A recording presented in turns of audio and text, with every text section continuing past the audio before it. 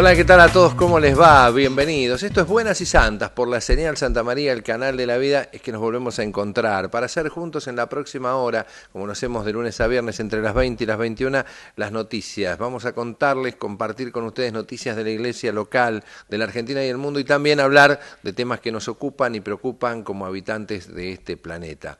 En la jornada de hoy no tengo a mi compañero de los días martes, no estoy con este amigo que es Ernesto Calelo por una situación de su salud. Les deseamos lo mejor, que se reponga. Una alergia muy fuerte no le permite poder estar aquí con nosotros, pero hemos armado un programa en relación al pedido de los últimos 15, 20 días de muchas personas, amigos y amigas que siguen este programa, que están atravesando momentos difíciles, situaciones relacionadas con el duelo, con la muerte, con el dolor. Por eso, una de las herramientas que maneja Buenas y Santas es el archivo de notas que hemos logrado, que consideramos que son importantes, que son buenas, que son constructivas, como es la nota, una de las tantas que le hicimos al padre Mateo Bautista, este sacerdote que recorre América haciendo conferencias y llevando esta suerte de tranquilidad al alma o acompañamiento espiritual fuerte para aquellos que están atravesando situaciones de pérdida de personas, seres queridos, ¿no? Y que tienen que empezar a recorrer el camino del duelo. Por eso enseguida estaremos hablando una nota que hicimos, mostrando la nota con el padre Mateo Bautista. Pero también tendremos la posibilidad en la segunda parte y final del programa de contar con la presencia del padre Alejandro Bunge, nombrado, este sacerdote de la diócesis de San Isidro, nombrado hace muy poquitito por el Papa Francisco, por su santidad, para trabajar en Roma, justamente en la Rota Romana, el tribunal que tiene la iglesia conformado por 20 sacerdotes. Bueno, uno de ellos será este argentino Alejandro Bunge, que vendrá a contarnos de qué se trata este juez, de cómo será su trabajo de aquí en más. Antes que nada, agradecer a todos aquellos que nos llaman, o en el caso de Raquel de Recoleta, iba caminando ayer nuestro amigo Jorge Camaño por la avenida Santa Fe y Sánchez de Bustamante. Jorge Camaño, catequista, compañero mío algunas veces en este programa, y una persona que lo llama, se da vuelta, me dice: hola, ¿qué tal? Soy Raquel, veo siempre Buenas y Santas, le mando un saludo a Roque, a la doctora Matucci, a todos los que hacemos, así que Raquel, un beso gigante, gracias por estar y acompañarnos y de hacerle este reconocimiento a Jorge, que lo puso muy contento. Alicia Bamberber, que agradece por el programa y agradece también por este Papa que tenemos. Julieta de Lorenzo, de Vicente López, también agradece por este programa que hacemos todos los días. Carmen García, su apellido es de Boulogne, es española, ¿no? Además, no hacía falta que lo diga, Carmen, se le notaba en la tonada, nos ve todos los días y dice que está bueno que en la Argentina haya este tipo de programas. Yo le recuerdo que estamos en la señal Santa María, que salimos en Buenos Aires, en el conurbano, pero también estamos en el resto del país, porque nos pueden llegar a encontrar en la televisión digital, canal 424 de Cablevisión, o desde cualquier lugar del mundo ingresando a www.youtube.com/Grupo Educativo Marín. Ese es nuestro canal.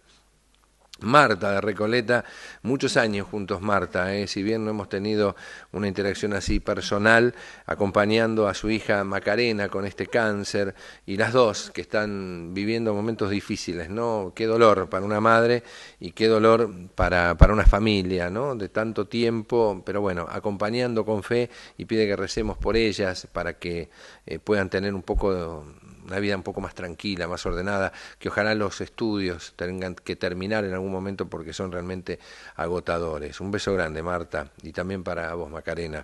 Nilda Mendoza nos deja un teléfono, vamos a tratar de llamarla. Nos piden también el teléfono de la señal Santa María. Tome nota, 4469-7450. Repito, 4469-7450. Una amiga que se llama Tecla me deja su teléfono, se quiere comunicar con Marian Kexel, que estuvo aquí en el lugar generando un espacio para la solidaridad. Hay mucho más para contar, amigos y amigas de llamados, pero nos quedamos sin tiempo sino para hacer el programa de hoy. Les prometía al padre que es responsable de llevar adelante la pastoral del duelo, fundamentalmente en América, el padre Mateo Bautista. Con él vamos a conversar en esta nota donde nos puede contagiar posiblemente energía y una posibilidad de estar un poco más armado para los momentos difíciles. El padre enseguida con nosotros y a la vuelta seguro estaremos también con el padre Bunge.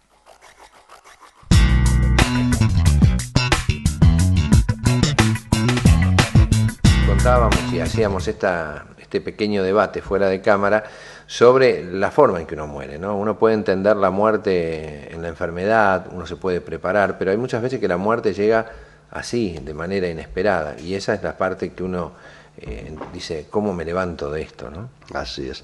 El poeta Miguel Hernández tiene unos versos muy conocidos. Con 3 heridas yo, la de la vida, la de la muerte y la del amor.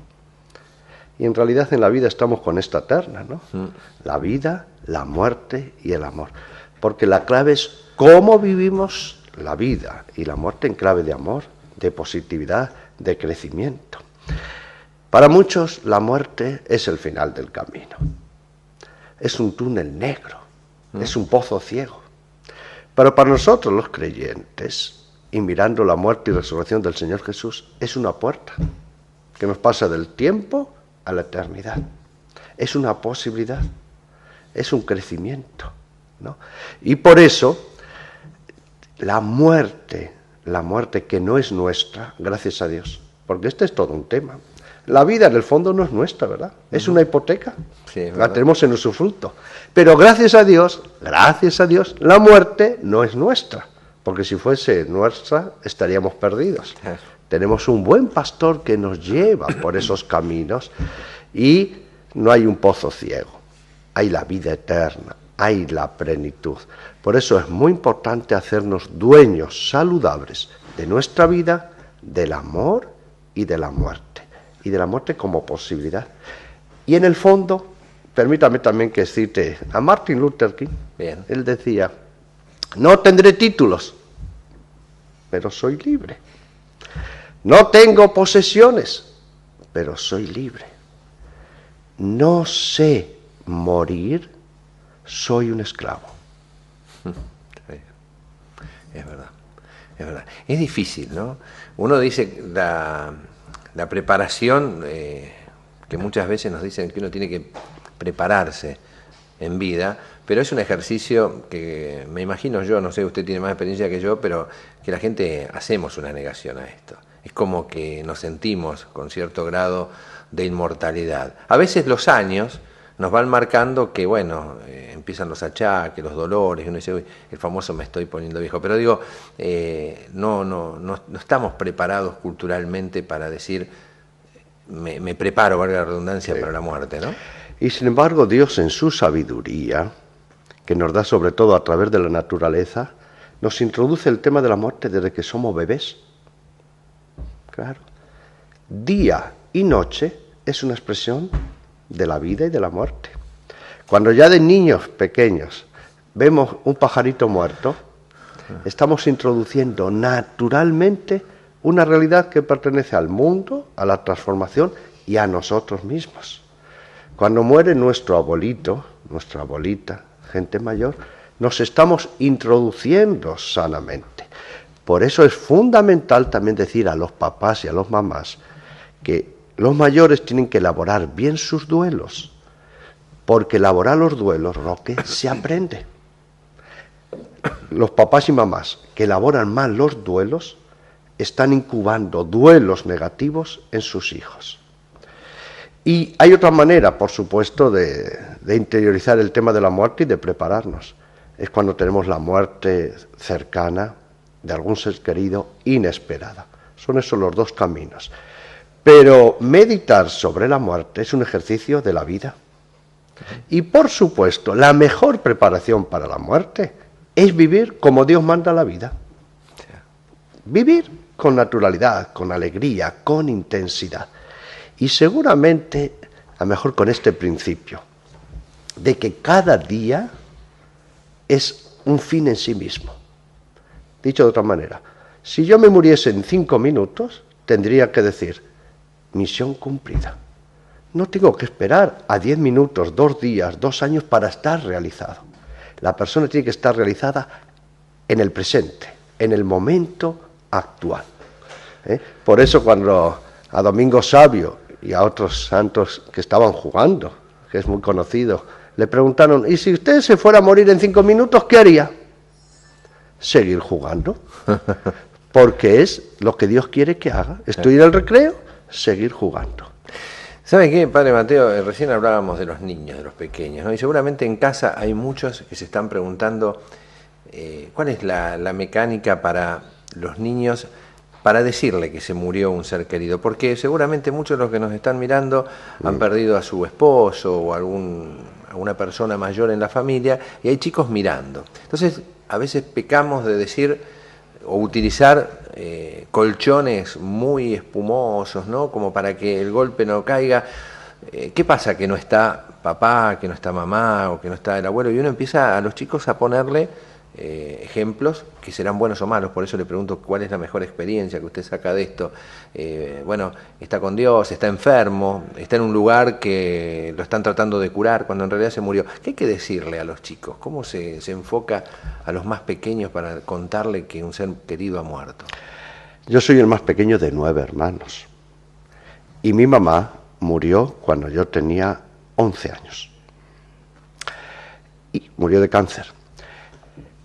Y ella, no el médico, ella no lo dijo, no lo anunció a los 9 hermanos. A todos. A todos. A mí el último, porque era el pequeño. Antes se respetaba las escalas. La jerarquía. Mi mamá era analfabeta, porque le tocó la crisis de la Guerra Civil Española. Pero tenía una sabiduría profunda de la vida. Y ella nos fue preparando, tal es así que yo ya estaba en el seminario. Yo entré en el seminario de la Orden de San Camilo a los 10 años y 6 meses.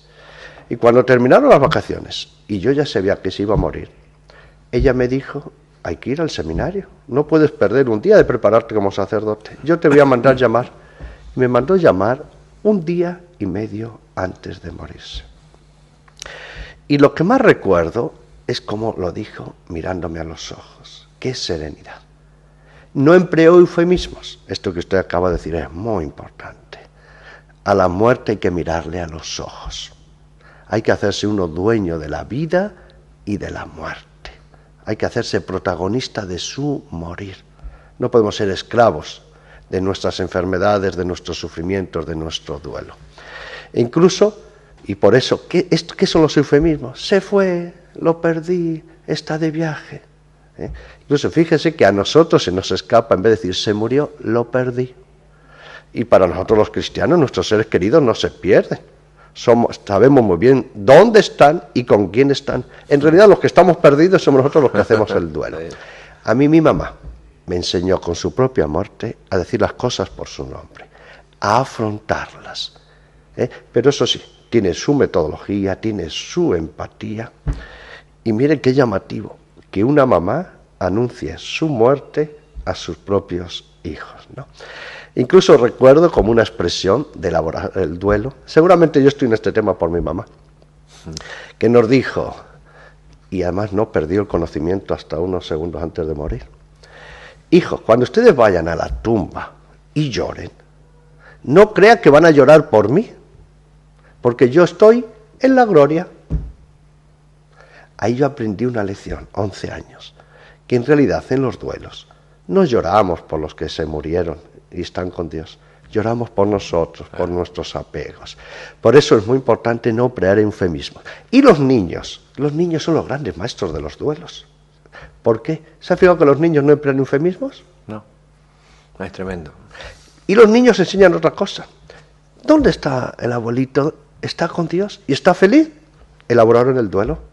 Porque si mi ser querido está bien y feliz, ¿cómo yo voy a ser infeliz? Eso es desapego, eso es libertad, eso es quedar bien. En cambio nosotros los mayores, aún con la fe, sabemos que están con Dios en la resurrección. ¿Y qué pasa, Roque? No terminamos de elaborar el duelo. Por eso el duelo es un tema de salud, de calidad de vida. es un duelo de crecimiento, es un duelo de fe. Incluso yo me atrevería a decir que muchas personas no profundizan en la resurrección hasta que pasan por una experiencia de duelo, en la muerte de seres queridos o de una grave crisis de salud que nos puede llevar a reflexionar sobre la muerte. Pero hay que evitar los eufemismos. Perder, se fue, nos alejó. Con los niños hay que decirlo claramente, pero eso sí, con imágenes, es un momento, Y eso sí, permítame que me alargue un poquito. ¿Qué es la clave? Que si un niño habla con el papá de este tema, mejor dicho, digo un niño porque el que suele tomar la iniciativa a veces son los hijos, no los papás. Si ve que el papá llora, que le dice cosas hermosas, aunque reales, pero que llora, no se lo cree, ¿no? Porque el niño tiene una unidad y lee los ojos del papá.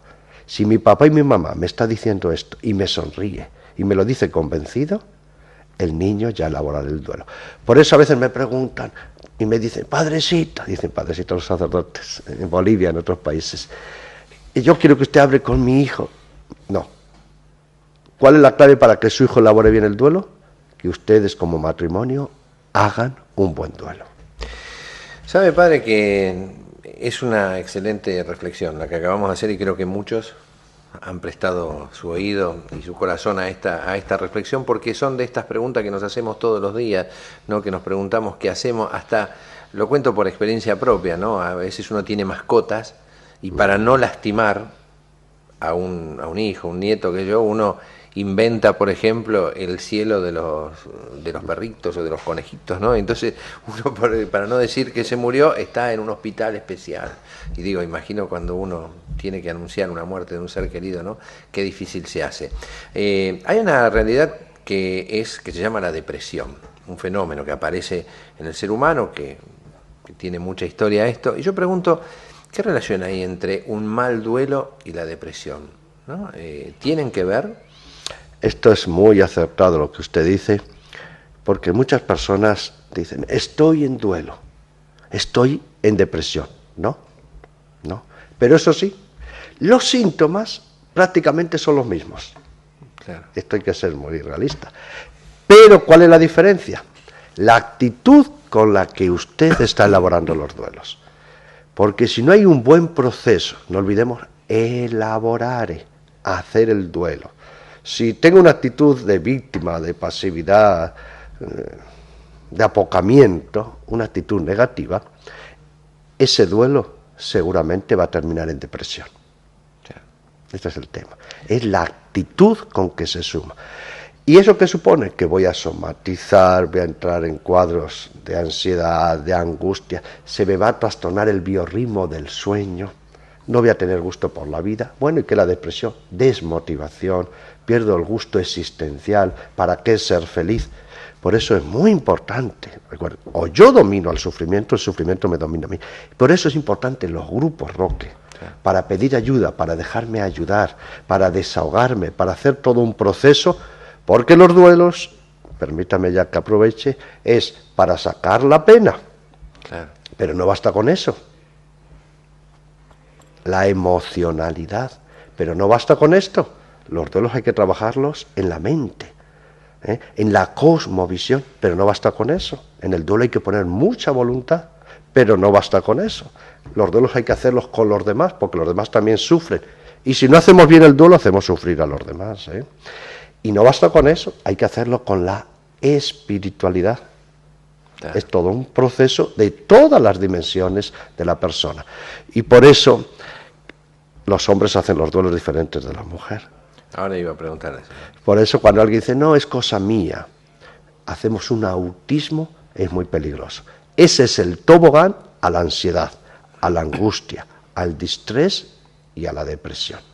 Usted sabe que la muerte de un ser querido, el esposo o la esposa, lleva a expresiones muy, muy comunes en la gente. Cuando uno se acerca al viudo, a la viuda o a la persona que ha perdido a su pareja, le dice, bueno, fuerza, hacete fuerte por tus hijos.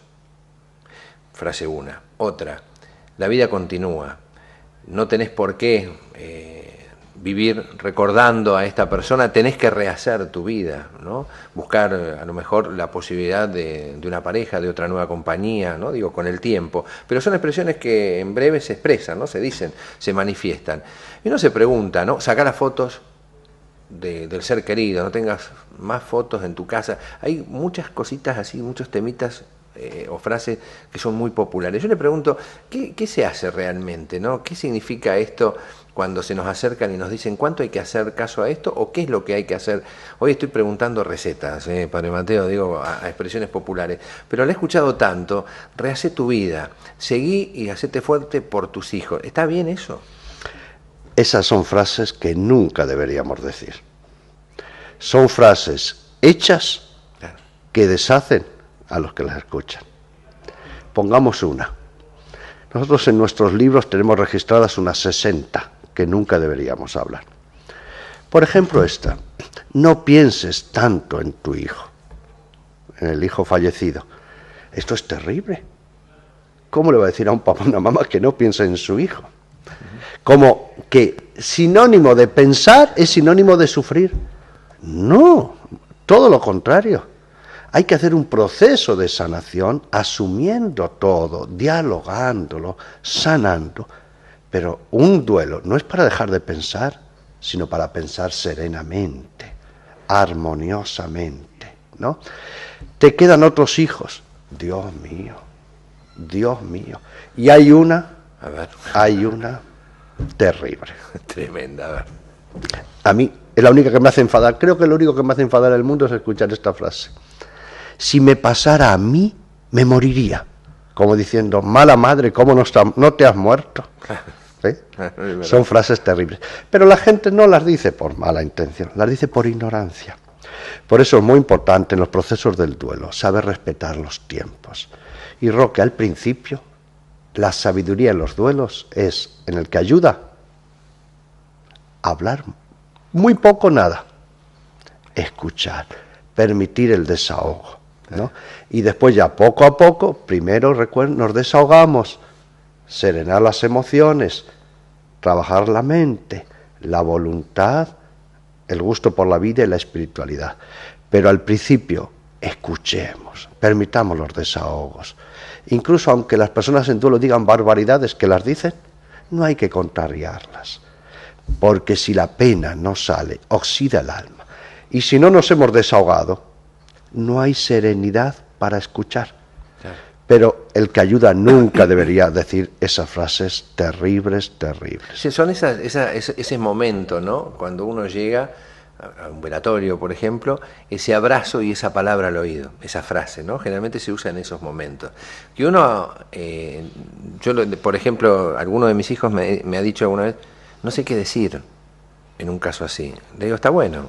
Le digo, hace eso, no digas nada, ¿no? Otro, el famoso te acompaño el sentimiento, seguí para todas estas frases que decimos. Pero está bueno saber que es preferible hablar menos, ¿no? Y escuchar más. La clave no es lo que uno dice, sino cómo escucha. Claro. Fíjese, por ejemplo, que lleguemos a un velatorio o a un inicio de un duelo, un ser querido. Abrazamos a la persona, le miramos a los ojos.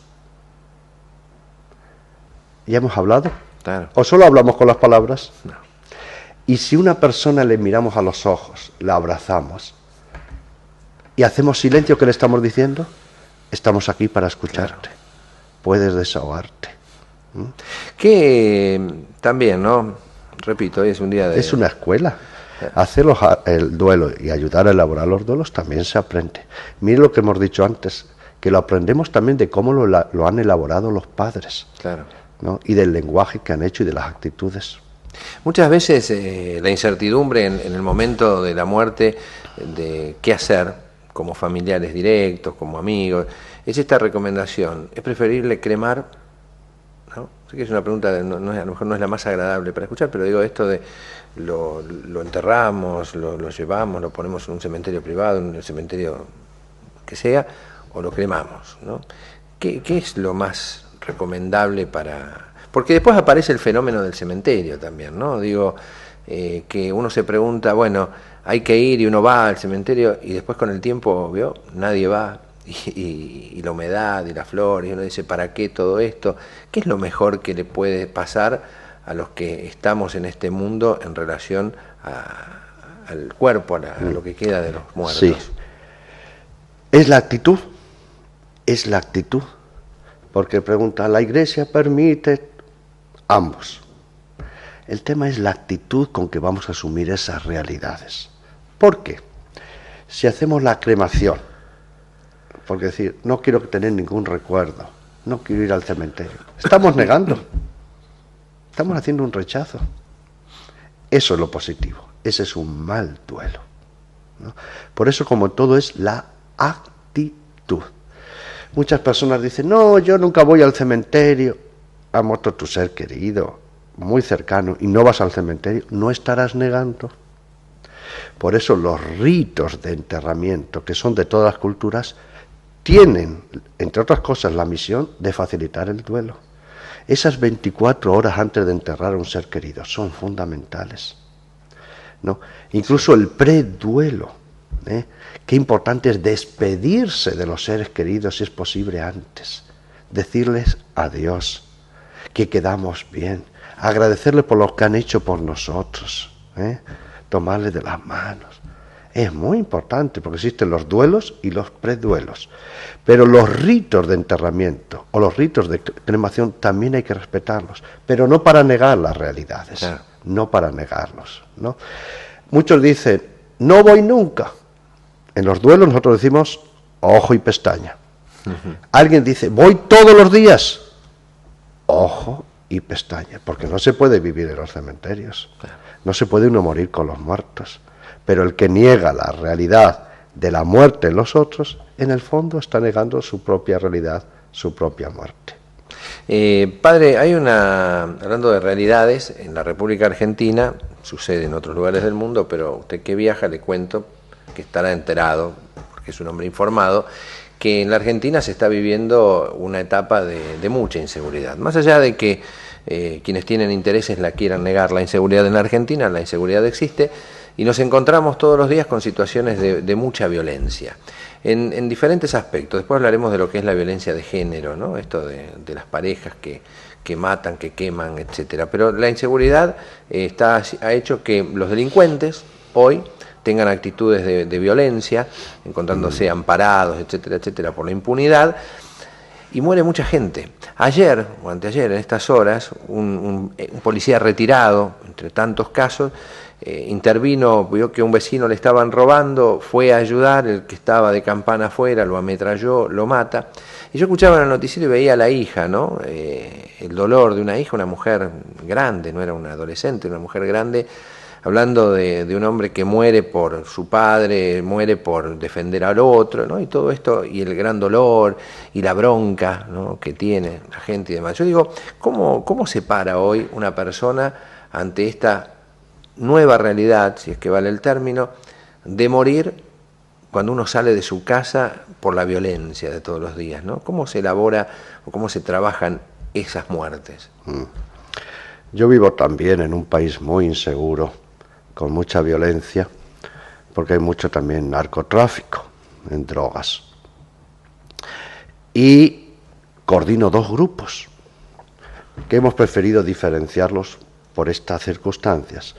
Uno es de papás con hijos suicidados y otro es de papás con hijos asesinados, con este tipo de violencia, porque son duelos extraordinarios. Ajá. Son muy diferentes de un accidente automovilístico, de un proceso de enfermedad, ¿no? ¿Y por qué decimos extraordinarios? Porque usted ha dado la clave.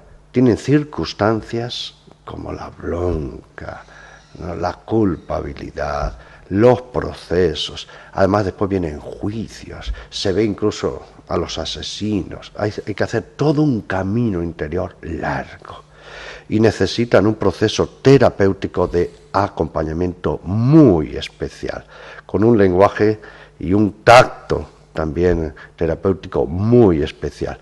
Pero el suicidio de un ser querido, de un hijo, y el asesinato son los que tienen mayor complejidad. Necesitan todas las semanas un acompañamiento y no menos de un año para hacer un inicio de sanación. Y por supuesto, todo lo que queda en los seres queridos, ¿no? Con tantas preguntas. Porque estos además son los duelos, este tipo de duelos, que dejan más preguntas sin responder. Claro. Y además no han dado tiempo a la preparación, no han tenido un preduelo. Porque en una enfermedad se va viendo, se recibe la noticia, hasta se despide. Sí. ¿No? Y además estos hacen preguntas, en este caso una persona que además quiere ayudar, fíjese qué preguntas vitales, hasta preguntas desde la fe.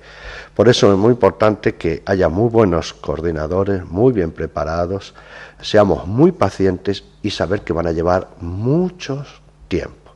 Fíjese esta circunstancia de que va a venir un juicio, seguro. Claro. Y van a estar o no la otra persona.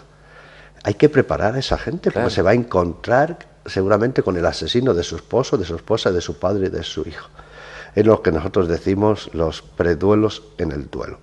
Por eso, hacer los duelos es terapia, es sanación, es un proceso también donde se cuestiona toda la vida, incluso a decir, ¿para qué ser bueno en la vida? Claro, es como... Son duelos extraordinarios que no podemos dejar de acompañar ni humana ni pastoralmente. Hay un tiempo también en la Argentina que se está debatiendo, hoy por hoy, el aborto, ¿no? No generar el derecho a la vida. Yo digo que toda mujer que aborta, o me imagino que toda mujer que aborta tiene que sentir un grado de culpabilidad por ser cómplice, esta es una expresión personal y me hago cargo, de lo que es un crimen, un asesinato. ¿Se puede elaborar el duelo tras haber matado a su hijo, a un hijo? Tenemos mucha experiencia en esto y tenemos también grupos específicos para madres y padres por la muerte de hijos, digámoslo así, por el asesinato de su propio hijo. ¿Hay culpa de esto lo que digo? Y Roque, tienen que ser grupos diferentes, porque cuando hemos tenido esas personas por la muerte, por el aborto de su propio hijo, con otros papás, por accidente o por violencia, no los podían soportar, como yo que he luchado por mi hijo, y usted matando a su hijo. Fíjese que ya de entrada no pueden estar juntos. Pero la misma madre que abortó, al escuchar a los otros padres cómo lloran por la muerte de un hijo en un accidente, se le cae también el cielo. Es el duelo que yo diría no se sana nunca. Nunca. Qué duro. Nunca. No, y esto hay que ser muy realistas. Porque la culpabilidad va a estar hasta 5 minutos después de muerto. Pensemos que estamos hablando de un inocente, un niño de la propia carne y sangre, sin dejarle defender, ¿no? Y después vienen circunstancias en que viene otro hijo que se enferma y la madre, ¿qué no hace por ese hijo que ya nació? Pero ve a otros niños, 3 años, es la misma edad que tendría mi hijo. Y cuando esa madre o ese padre empiezan a profundizar en valores de la vida, es un duelo que hay que acompañar mucho, tiene mucha especificidad, hay que poner mucha espiritualidad, hay que trabajar con una culpa, pero yo lo digo claramente, esa mamá y ese papá, y los que lo hicieron el aborto, tienen que convivir toda su vida con esa culpabilidad. Tienen que convivir con ese duelo, lo podrán hacer positividad, pero es algo que lo van a tener interiormente, existencialmente, porque además sería contranatural. Claro. Sería contranatural. Padre Mateo Bautista, llegando casi al final de este encuentro, yo quiero destacar que nos encontramos y nos conocemos gracias a un grupo, puntualmente el Grupo Resurrección, que nos ha unido y nos ha permitido conocer su trabajo, lo que va haciendo por el mundo. ¿Cuál es el valor de estos grupos? Lo nombró hace un ratito la importancia, pero a mí me gustaría entrar un poquito más en detalle, ¿no?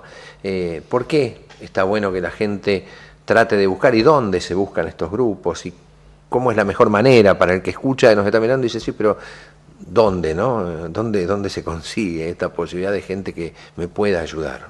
Si yo tuviera que hacer un monumento a alguien, se lo haría a los coordinadores de los grupos Resurrección. Bien. Y un monumento bien alto, unos 200 metros de altura para que se vea bien. Uy, lo veo a Mario mareado allá arriba. ¿Y por qué? Grupos gratuitos. Personas y coordinadores que han pasado por la experiencia, viudez, muerte de hijos. Han tenido el valor de hacer un camino. Porque, ojo, no basta con que yo vaya, me desahogue y listo. Hay que llegar hasta el final. Una vez que han hecho el proceso, se han dicho, yo he recibido mucho, ¿qué voy a dar? Se han puesto en lugar de otros padres o personas con duelo. Los han convocado. Están en formación permanente, les acompañan durante un año. Escuchan todas las semanas el desahogo. Tienen empatía. Devuelven el gusto por la vida, la salud, el gusto existencial. Realmente los grupos Resurrección es un gran don de Dios. Y los que acuden saben realmente lo que es esa expresión. Yo tengo mucha gente que me ama y me admira, pero tengo que reconocer que especialmente los que más me aman y me admiran son los papás que han pasado un año en nuestro grupo Resurrección.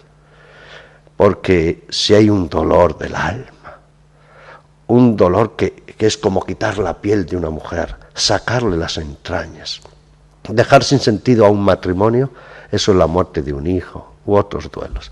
Y cuando alguien nos acoge, nos mira a los ojos y nos dice gratuitamente, no me da miedo su sufrimiento, sé que está roto, vamos a hacer un camino.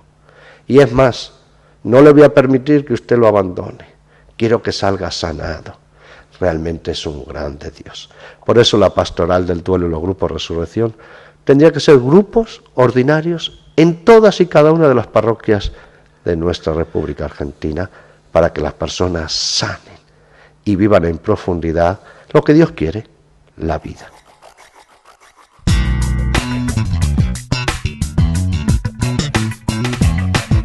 Y entramos a este último bloque, este último momento de Buenas y Santas del día de hoy. Tenemos un invitado que durante las últimas jornadas hemos hablado mucho de él aquí en este programa en Buenas y Santas. ¿Por qué? Porque el padre Alejandro Bunge, bienvenido, primero lo saludamos. ¿Cómo le va? ¿Qué tal, Roque? ¿Qué tal? ¿Cómo están todos los que participan de este buen encuentro que llena de entusiasmo? Porque hay siempre buenas noticias, sí, señor, y santas noticias. Sí, señor. Y el padre Bunge decía, trabaja en la parte de comunicación de este Multimedios Marín, ha tenido muchos espacios, ¿no? Pero el de hoy en particular, tiene un sabor especial, porque es una suerte de despedida de una actividad en la República Argentina, una nueva actividad que emprende en Roma, un nombramiento del Papa Francisco en lo que es la Rota Romana. Ahora vamos a hablar de esto. Se va, padre. Me voy, sí. Se podría decir que es muy oportuno en Buenas y Santas tener este momento final de encuentro con mi presencia aquí. Seguramente habrá modo de encontrarnos, seguro, porque sus antenas y sus micrófonos llegan a todos los rincones del mundo. Sí, señor. Después de tantas voces habladas en voz alta dentro de esta señal, es muy bueno que Buenas y Santas sea un camino de despedida. Sí, me designó el Papa Francisco. En realidad, para decir las cosas con claridad, ya Benedicto XVI fue el que puso en marcha esta designación. En su momento incluso tuvo que consultar, por supuesto, es un paso necesario, a mi superior aquí en Argentina, es decir, al obispo de San Isidro, y al que tenía al mando las tareas que yo hacía, es decir, al cardenal Bergoglio. Cuando fue consultado, me decía Alejandro, yo no voy a poder mentir, así que voy a tener que hacer una carta muy positiva. Lo que no se imaginaba el cardenal Bergoglio en ese momento es que pocos días después de hacer esa carta que él envió a Roma con su observación sobre la consulta que le habían hecho, se iba a encontrar con esa misma carta sobre su escritorio para decidir la designación de este nuevo juez de la Rota Romana. Claro, hubiera sido muy loco, ¿no? Vale el término, pensar que el Papa Francisco al leerlo diga no me parece, ¿no? Justamente había sido ya pensado por el cardenal Bergoglio que este cargo lo ocupara, ¿no? Pero me parece interesante señalar estas dos cosas que son muy positivas. Por un lado, ya el Papa Benedicto XVI había pensado en esto. Estas designaciones llevan mucho tiempo, en la Santa Sede estudian con mucho cuidado para alguien en esta función, y cuando fue consultado, para el cardenal Bergoglio suponía desprenderse de un colaborador muy directo, y como son las cosas en la Iglesia, la generosidad siempre hace que uno esté dispuesto a desprenderse. Claro. Y él tenía que desprenderse de un colaborador, lo que no sabía es que después se lo iba a encontrar allí en la función para la cual lo estaban consultando. A mí esto me sirve también porque asumir una nueva tarea es también siempre un desprendimiento. Y hay que dejar todo lo que uno venía haciendo hasta ahora, y por supuesto que si me eligen es porque confían en que como soy y con lo que sé hacer puedo llevar adelante esa tarea. La pregunta no, porque mucha gente se estará preguntando en qué consiste esta tarea, porque uno toma el nombre, auditor de la Rota Romana, ¿no? Y uno se pregunta en lo concreto. Sí, es curioso porque aún el nombramiento en latín, previendo que no pueda entenderse del todo, tiene entre paréntesis la aclaración. Dice que he sido designado prelado auditor y entre paréntesis dice juez de la Rota Romana. Claro. El prelado auditor en realidad es el modo solemne de decir que uno es juez en ese tribunal formado ahora conmigo por 20 jueces, que es el tribunal del Papa para recibir las apelaciones de todas las causas que se han llevado adelante en algún tribunal de la Iglesia en cualquier lugar del mundo y que porque hay alguna diferencia, alguna falta, disconformidad con la decisión es apelada a un tribunal superior. La Rota Romana es el tribunal del Papa, es el que recibe todas las apelaciones de cualquier tribunal en el que se haga una apelación. O sea, de todo tipo, en todo índole, en todo... Todo tipo de causa que haya sido tratada en un tribunal eclesiástico. A ver, yo para poner un ejemplo concreto, mirábamos ayer o anteayer justamente uno de los jueces, si no me equivoco, de este tribunal, hablando sobre un obispo que fue enviado a retiro, ¿no? A hacer un retiro. O'Brien creo que es su apellido, ¿no? Estos son los casos que ha sido sospechado en su momento y demás. Estos son los casos que revisa con toda honestidad, sencillez y desconociendo el detalle, dudo que un juez haya hablado, porque los jueces de la Rota Romana tienen, como todos los jueces, la necesidad de la discreción, pero en este caso especial discreción. Es una explicación, no lo del caso. Ciertamente no fue un juez de la Rota Romana. Una cosa son las decisiones que en la Iglesia pueden tomarse por vía administrativa para sancionar a algún clérigo, generalmente, que ha hecho alguna cosa mal. Pero si es vía administrativa, eso no lo hace un tribunal. Está perfecto. Cuando hay conflicto, en el sentido que no se sabe bien qué es lo que significa aplicar el Evangelio y su traducción jurídica, que es el derecho, es donde la cosa va a un tribunal. Claro. Este tipo de cosas de sanciones y esto que ha pasado con el señor O'Brien va por otra vía. No es, a ver, ¿cuáles son los temas que llegan a los tribunales eclesiásticos? En buena parte son las nulidades matrimoniales, en buena parte son discusiones o diferencias o falta de claridad en la interpretación sobre cuestiones patrimoniales. Un terreno pertenece al obispado, pertenece a la congregación religiosa. Y por último, temas penales, pero cuando se llega a la vía judicial. Es decir, no está claro que quien acusa tenga razón en lo que acusa, y entonces se le da al que es acusado la posibilidad de defenderse con todas las garantías de un proceso judicial. Correcto. Yo voy a ser más concreto. El padre Eduardo Baura, profesor de Derecho Canónico de la Pontificia Universidad de Santa Cruz de Roma. Muy amigo mío, lo conozco bien. Fue el que hablaba sobre este caso de Patrick O'Brien, ¿no? Sí, claro. Eduardo Baura es un sacerdote que es profesor en la Universidad de la Santa Cruz, en la Facultad de Derecho Canónico. Fue, como yo, en su momento decano de esa facultad. Él es un consultor de la asignatura apostólica y es un consultor en congregaciones romanas y siempre en la vía administrativa. Su especialidad es el derecho administrativo. Así que me confirma lo que intuí, que no era por la vía judicial. No, por eso yo quería buscar el nombre. Porque un gran amigo estuvo en el mes de abril visitando nuestra facultad, y en el mes de enero había estado yo visitándolo en Roma. ¿Qué significa, padre Alejandro, este cambio, ¿no? ¿Por qué deja un sacerdote con muchos años en la diócesis, con muchos amigos, con muchos... El otro día le cuento a ustedes, amigos y amigas, lo contaba ayer, pero lo voy a volver a repetir, vivimos la despedida en el hogar Marín, la casa física del padre Alejandro Bunge en los últimos años, desde el 2001, si no me equivoco, ¿no? Del 2001, exactamente. Y ahí nos encontrábamos, padre, cuando hacía la homilía y demás, y el saludo final a aquellos que casó, matrimonios, a los hijos, a los familiares que vinieron del otro lado del charco. Digo, ¿cómo es todo este movimiento, esta sensación?